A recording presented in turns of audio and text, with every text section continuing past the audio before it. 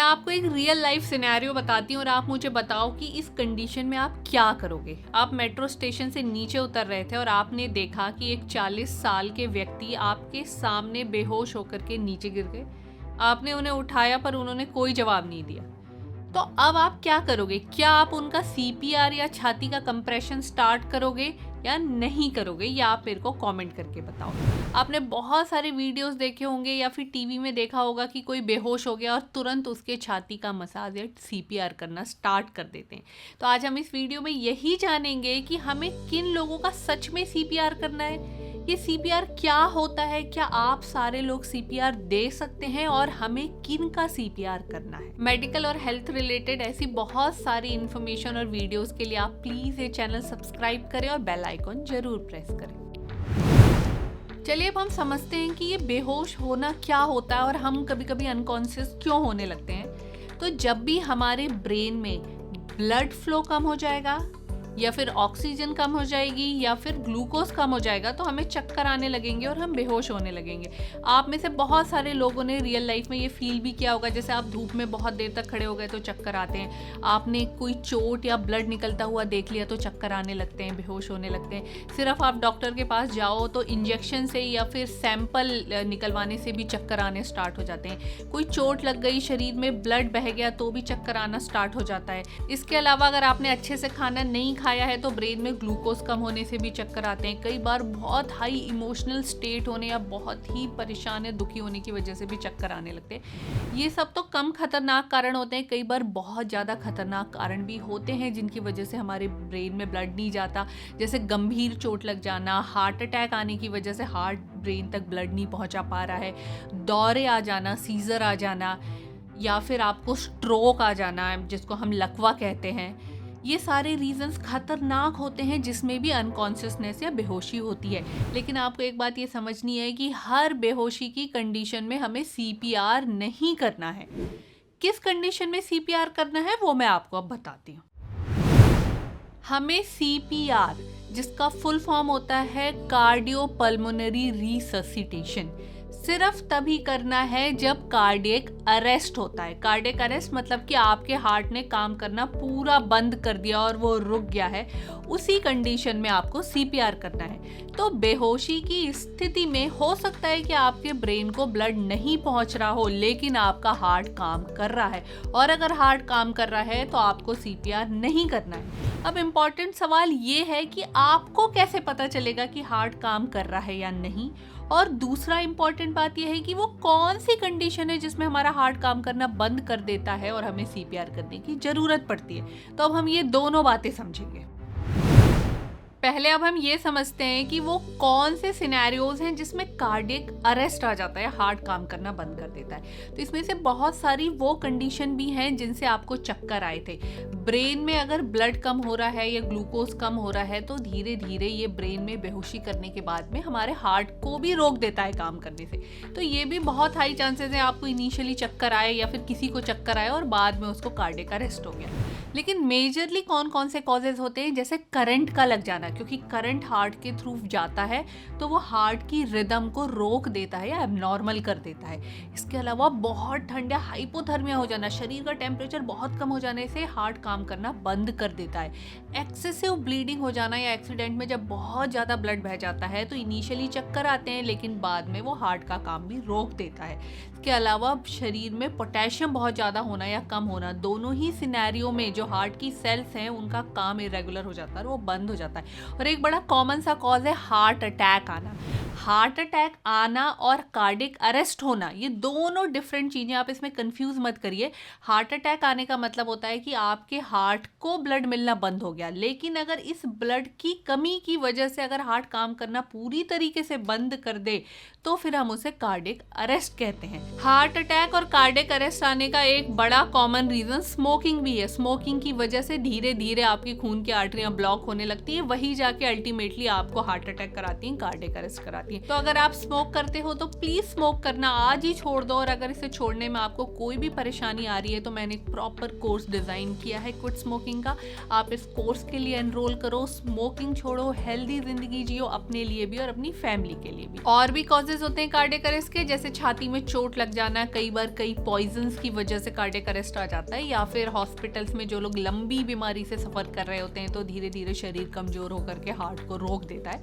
तो इसमें से बहुत सारे कॉजेज़ हैं कि क्यों कार्डियक अरेस्ट आता है, लेकिन आपको इसके बारे में बहुत ज़्यादा नहीं सोचना है। इनमें से कोई भी सिनेरियो अगर आपके आसपास है तो आपको हमेशा इस पॉसिबिलिटी को दिमाग में रखना है कि इन सारी चीज़ों की वजह से कार्डियक अरेस्ट हो सकता है। बट सबसे इम्पॉर्टेंट बात यह है कि आपको कैसे पता चलेगा कि उस पर्टिकुलर पर्सन को कार्डियक अरेस्ट हुआ है कि नहीं, और आपको सीपीआर करना है या नहीं। चलिए अब हम बात करते हैं कि कोई इंसान अगर आपके सामने बेहोश है तो आपको क्या करना है। सबसे पहले आपको सीन सेफ्टी इंश्योर करनी है। सीन सेफ्टी क्या होता है कि मान लेते हैं कि आपके सामने कोई बेहोश पड़ा हुआ है और उसे करंट लगा है, आपने अपने चारों तरफ कुछ नहीं देखा, आपने उसे टच कर दिया तो करंट आपको लग जाएगा। तो ऐसी कोई भी सिचुएशन जहाँ पे आपको लगता है कि थोड़ी डाउटफुल सिचुएशन है, वहाँ पे किसी भी इंसान को या पर्सन को टच करने से पहले अपने आप की सेफ्टी जरूर इंश्योर करनी है। ऐसा नहीं कि आपने डायरेक्टली जाके उन्हें टच कर दिया। तो पहला काम आपने देख लिया कि यहाँ चारों तरफ में सीन सेफ है, अब आप इन्हें टच कर सकते हैं। अब कोई भी इंसान आपके सामने बेहोश है, अगला काम क्या करना है कि आपको उसके कंधे पे थपथपाना है, उसे उठाने की कोशिश करनी है कि जागो, बताओ आपका क्या नाम है, और देखो कि वो आपकी बोलने पे रिस्पॉन्स करता है कि नहीं, वो आंखें खोलता है कि नहीं, और वो कुछ बोलता है या नहीं। अगर वो आंखें खोलते हैं, कुछ बोल देते हैं या कोई भी रिस्पॉन्स कर देते हैं, इसका ये मतलब है कि उनका हार्ट का फंक्शन अभी चल रहा है, उनकी सांसें चल रही हैं और आपको सीपीआर नहीं करना है। अगर कोई इंसान सिर्फ बोल भी पाता है ना, तो उसका ये मतलब होता है कि उसकी सांसें चल रही हैं, क्योंकि आपकी सांसें चलेंगी तभी आप बोल पाओगे। तो आपको दूसरा काम ये करना है। तीसरा और सबसे इम्पॉर्टेंट काम कि आपको उस इंसान की पल्स और सांस की गति या सांस ले रहा है या नहीं, ये चेक करनी है। अब आप ये कैसे चेक करोगे? पल्स चेक करने के लिए हम कैरोटिड आर्टरी में पल्स चेक करते हैं। कैरोटिड आर्टरी क्या है? ये हमारे गले के पास में दोनों तरफ में एक आर्टरी जाती है जो हमारे ब्रेन को ब्लड पहुंचाती है। इसको चेक करने के लिए आपको सांस की नली या फिर जो हमारे ये सांस की नली का सबसे प्रोमिनेंट पार्ट होता है ट्रेकिया का, या आप गर्दन ऊपर करोगे तो आपको समझ में आएगा कि ये ट्रेकियल नॉच है जो सबसे प्रोमिनेंट है, इसके साइड में जाना है। राइट या लेफ्ट कहीं भी आप जाओगे तो आपको अपने आप वो जो भी आर्टरी है उसमें पल्सेशन फील होगा। तो आप पहले अपने आप को फील करके देखो, अपनी फैमिली मेंबर्स को फील करके देखो, लेकिन एक बार में एक ही तरफ फील करना है। ऐसा नहीं कि आपने दोनों तरफ दबा दिया। आप दोनों तरफ दबा दोगे तो ब्रेन में ब्लड जाना बंद हो जाएगा। तो इसको आप फील करना है सिर्फ 10 सेकेंड के लिए। अगर 10 सेकेंड के अंदर उस इंसान को जो बेहोश है वो आपको कोई रिस्पॉन्स नहीं कर रहा, अगर उसकी ये आपको कैरोटिड पल्सेशन नहीं मिलती, तो ये बात बताता है कि इसका हार्ट वर्किंग नहीं है। और कैरोटिड पल्सेशन देखने के साथ ही साथ में आपको उसकी सांस भी देखनी है कि वो सांस ले रहा है या नहीं। तो सांस देखने के लिए आप उसकी सिंपल छाती का मूवमेंट देखो कि छाती ऊपर नीचे हो रही है कि नहीं। आप बहुत आराम से किसी भी लेटे हुए या सोते हुए व्यक्ति को देखोगे तो आप समझ जाओगे कि सिंपल सांस लेने पर हमारी छाती ऊपर नीचे होती है। तो अगर छाती ऊपर नीचे नहीं हो रही है उस 10 सेकेंड के समय में, जिसमें आपको 10 सेकेंड की एक रफ काउंटिंग करनी है, और उसको कैरोटिड में कोई पल्सेशन नहीं आ रही है, तो ये बात बता रहा है कि उसका हार्ट और उसका रेस्पिरेशन दोनों काम नहीं कर रहे हैं, और अब इस व्यक्ति को सीपीआर करने या फिर चेस्ट मसाज करने, हार्ट मसाज करने की जरूरत है। और कोई भी सीपीआर इनिशिएट करने से पहले आपको लोगों को मदद के लिए बुलाना है, कॉल फॉर हेल्प करना है, एम्बुलेंस या नियर बाय हॉस्पिटल में इन्फॉर्म करना है। ये बात हुई कि हमें किनका सीपीआर करना है। अब पूरा सीपीआर सीखने के लिए आपको एक पूरा डेडिकेटेड वीडियो चाहिए। मैं तो बोलती हूँ कि आप वीडियो में मत सीखो, आप अपने आसपास हर जगह पे बीएलएस के कोर्सेज होते हैं, हर हॉस्पिटल में बीएलएस के कोर्सेज होते हैं। आप वहाँ जाकर के पता कर लो, फ़ोन से पता कर लो कि वो बीएलएस के कोर्सेज कब कराते हैं, और आप उसमें एनरोल करके एक प्राउड बीएलएस प्रोवाइडर बनो, ताकि आप कम्युनिटी में ज़रूरत पड़ने पर लोगों की सही हेल्प कर सको। जब आपको सही नॉलेज होगा तभी आप सही हेल्प कर पाओगे। होप आप ये बात क्लियरली समझ गए होंगे कि सिर्फ बेहोश हो जाने का मतलब ये नहीं होता कि हार्ट ने काम करना बंद कर दिया और हमें सीपीआर करना है। हमें सीपीआर तभी करना है, उसी सिचुएशन में करना है जब हार्ट काम करना बंद कर देता है। तो इसके लिए पूरा कोर्स डिजाइंड है जिसको हम कहते हैं BLS, basic life support. Basic life support या BLS का कोर्स आप में से कोई भी कर सकता है। ये मेडिको, नॉन मेडिको, हर किसी के लिए होता है।